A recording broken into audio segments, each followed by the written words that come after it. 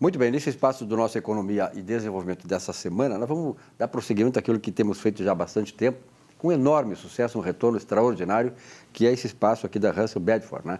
Que sempre traz, normalmente, meninas, moças, né? Garotas, com conhecimento de causa em várias áreas do conhecimento e, sobretudo, na área do desenvolvimento empresarial, que é o objetivo desse programa quando começou lá em 2000, há 22 anos no ar. Eu sempre lembro assim, que nós começamos pequenininho, sem muita pretensão, mas com gente graúda. A doutora Ieda Cruz, que era a minha colega da faculdade, o presidente da Fiargues Mandelli e o Percival Pugina. Éramos nós quatro num programa chamado Contraponto.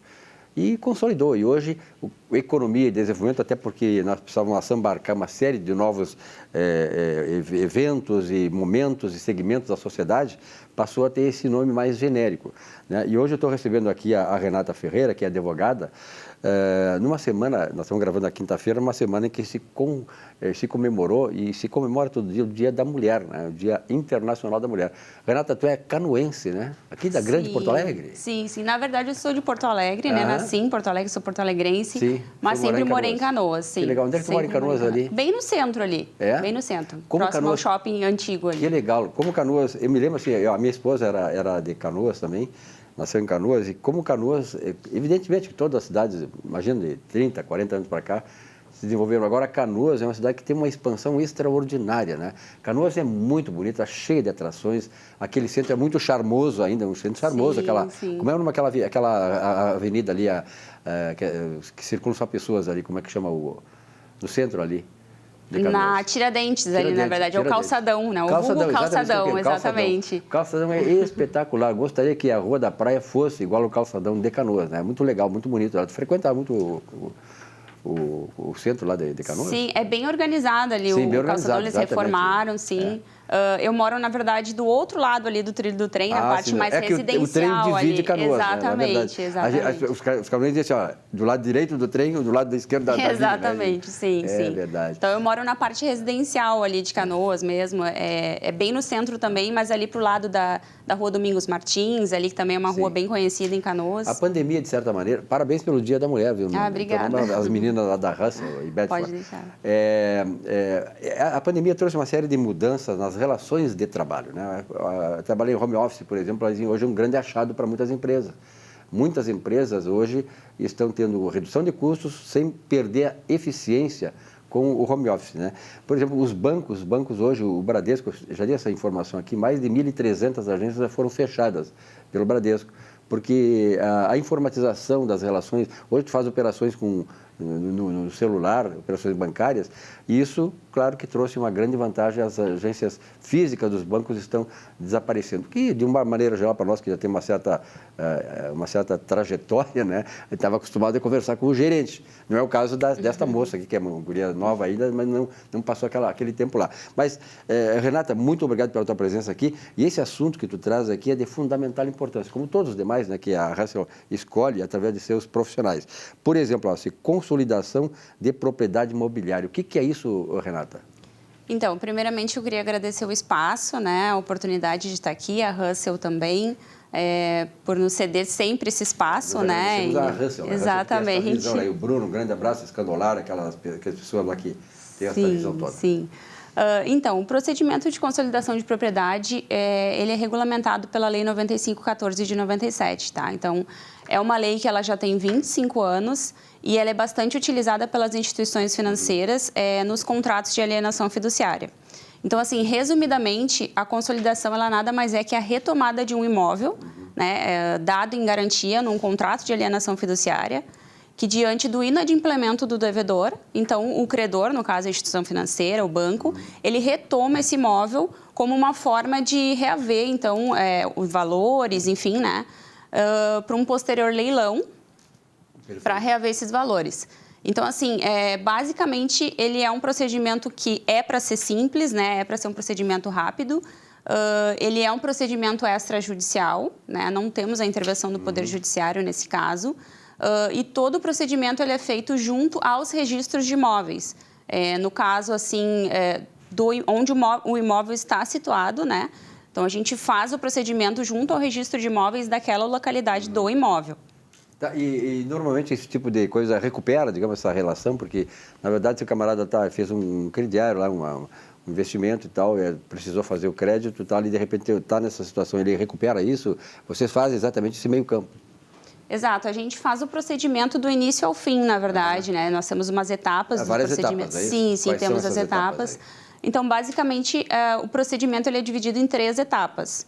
A primeira etapa ocorre com o inadimplemento do devedor, né? Então, aí o credor ele vai lá e dá início à consolidação efetivamente. E aí que entra o trabalho de vocês. Isso, exatamente. Então, a gente faz um requerimento de intimação, esse devedor ele tem que ser intimado e é através de um registro de imóveis que ele é intimado. Sim.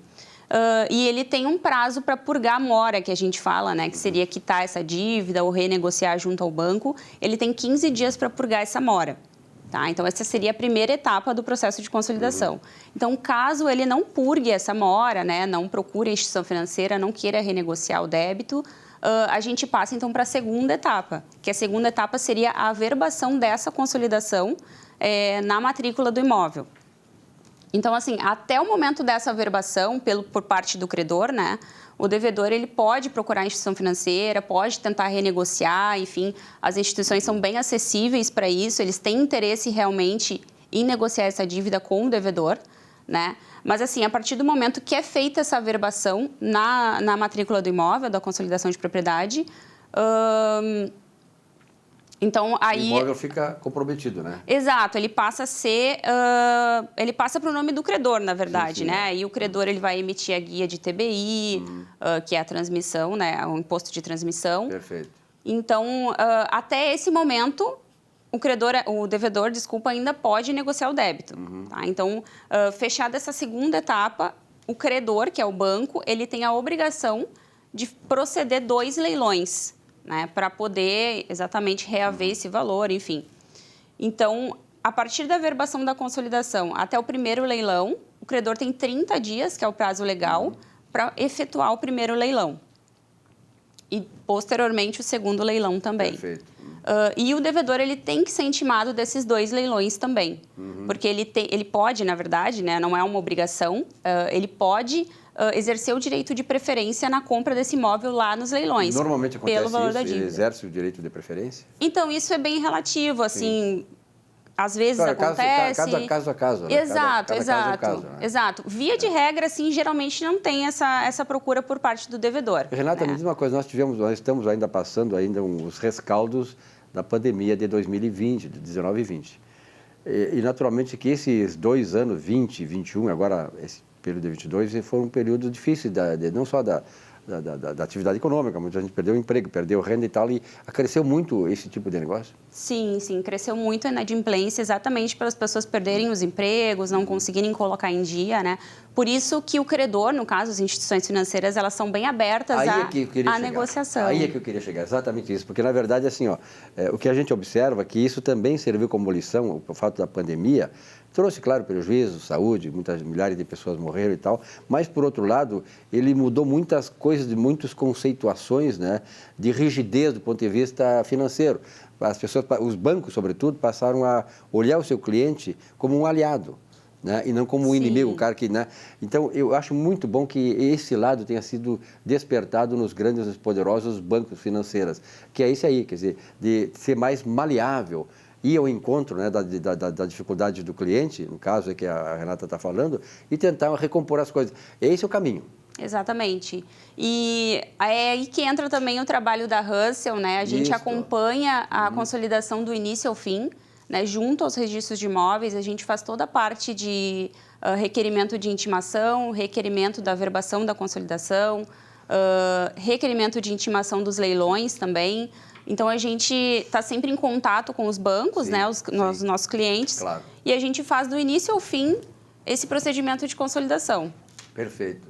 Bom, mais alguma coisa que tu queiras falar em relação a esse processo todo que a Russell está desenvolvendo, a procura, como é que é feita a procura? O pessoal que procura a Russell que... Vocês têm os canais aí que vocês mostram o serviço que vocês procedem, né? Inclusive esse que vocês têm aí da consolidação de propriedade.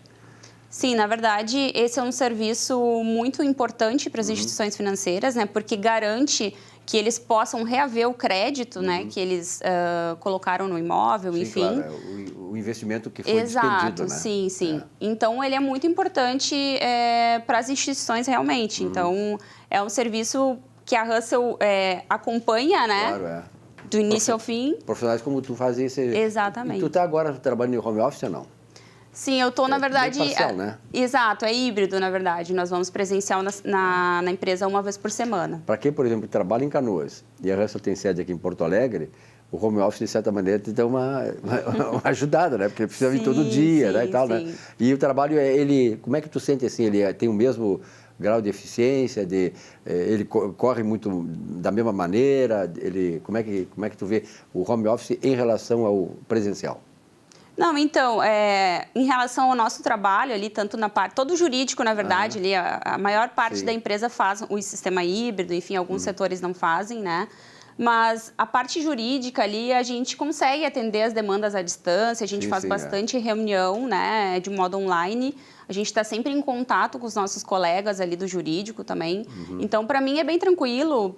Para o pessoal da empresa também é bem tranquilo. É um modelo que é válido, né? Um modelo efetivo e assertivo. Então, é muito válido, assim, é bem interessante. E esse trabalho, essa intermediação que vocês fazem, buscando sempre uma solução para o problema, que é o mais importante, é resolver problemas, né? Vocês trabalham num segmento, né, que tem problemas assim, envolvendo vários agentes, e a questão, eu vejo assim que o índice de resolvibilidade das coisas tem que ser alto. Sim. Vocês buscam isso. E as pessoas, é pessoa física e jurídica incluído?